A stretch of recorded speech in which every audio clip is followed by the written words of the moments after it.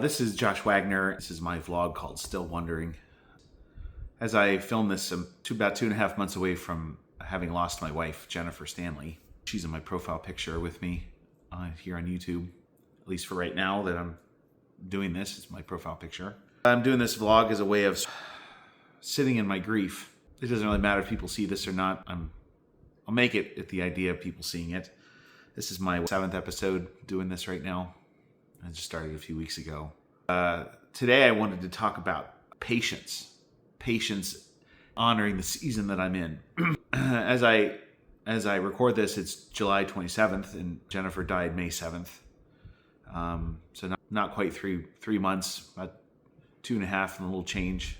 And I don't have to work right now. I want to work, and it's kind of the point of this, is that I want to rush. There's a part of me that I'm just sort of right now is to get healthy. I'm losing weight. I'm biking. I'm walking. I'm eating better. I gained a lot of weight while I was taking care of Jennifer because I just sat around and I didn't sleep very well. And if you don't sleep well, it messes with your metabolism and stuff. And I ate a lot of sugar. We ate a lot of sugar together. Food was one of the ways that we bonded. She couldn't really taste anything other than sugar, so we ate a lot of sugar. And I gained quite a bit of weight in the last year. So I'm working on that. But I promised myself when she passed, and a little bit before she passed, because I knew it was coming, that I would give myself 3 months to sort of sit in the grief. So we're not there yet. 3 full months, May, June, July. May and June, really. Anyway, it's not been quite 3 months. September is when I'm planning on going back. That was my sort of return date to work. And I have my own business, and I don't know what that's going to look like because I abandoned my business completely.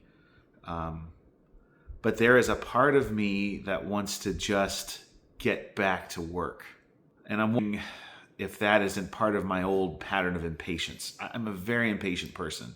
I think a lot of people are impatient people out there. But I'm really impatient. And I will tell you that if I could be patient, I would take over the world. And I have to, because I get impatient and from thing to thing, and I get bored with stuff. And I'm in this season right now, though, where I've committed to these 3-4 months. I don't know how time works. I don't know if you count May to June as 1 month. I guess you do. And June to July is a second month. And I'm third month. I don't know how that works. Anyway, it doesn't really matter. Middle of September is kind of was thinking about going back to work. That's when I committed to going back to work. And I am so freaking impatient.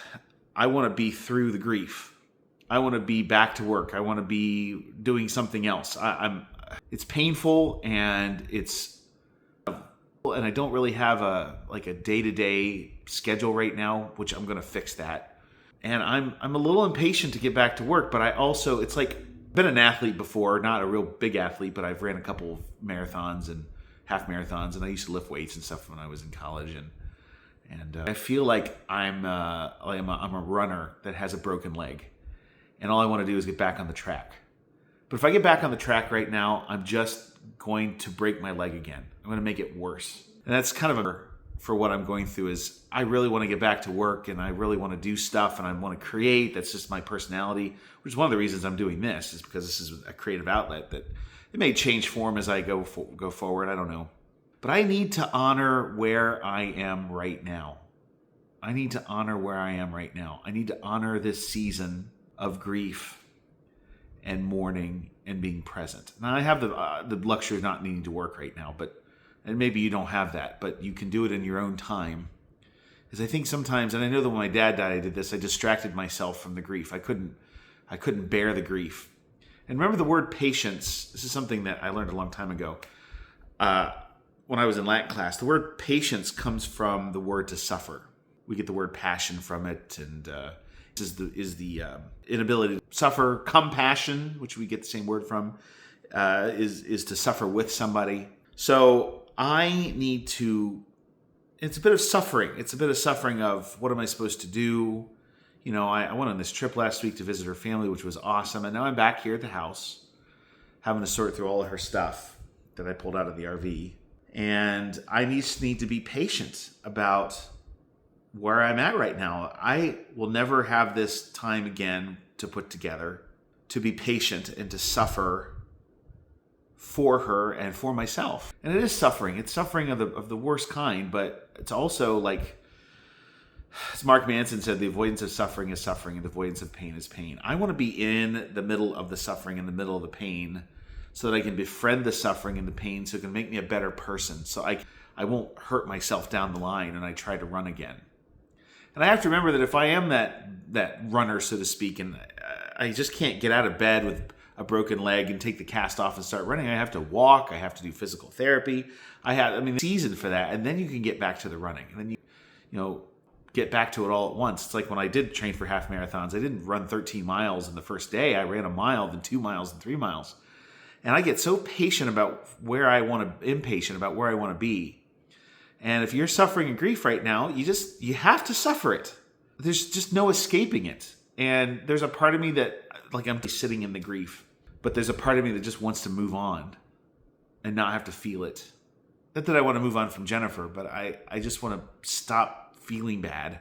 But the fact is that I just think this is what I believe and what I've experienced with people and myself, is when I take the time to really feel it, to sit in it, to sort of baste in it a little bit, and to let it hurt, that means that I'm making some progress. It's like physical therapy stinks, and it hurts. But physical therapy when you're lifting weights hurts. But all of that means that you're growing. No pain, no gain, right? I guess, as they say. But I don't know. That's what I'm at. That's where I'm at right now. Is I'm focusing on patience, being patient. I need to create some structure in my day. I know I don't have enough structure. I have a morning routine that is really solid. It takes me about an hour to do. In fact, I have 9 minutes left, so I better stop and put this video up. But if you're in the middle of grief, I guess you got to be patient too. You have to suffer it. I'm trying to suffer. I want to suffer it. Even though there's a part of me that wants to run and skip this part. You can't skip this part. It'll come and get you. I know. I've been here once before. Not quite as intensely. When my dad died, I escaped the grief, and it came and got me. It came and got me years later. Multiple different ways. So I know that going right through the middle of it is probably the only way. To sit in it, to befriend it, to befriend the grief, to utilize it to make me a better person, to make me stronger, faster runner, if you want to keep that metaphor. That bones, when they break, actually get stronger after they heal. Or that kintsugi, where you take a broken pot and you put it back together with gold, and it's a better, more valuable pot. Well, the whole point of this vlog is to just, I'm still wondering through life. I'm still wondering how to do this. I know you're still wondering if you ever watch any of this. And maybe you're just watching it years later, Josh. I don't know. You're still wondering. You just got to keep wondering.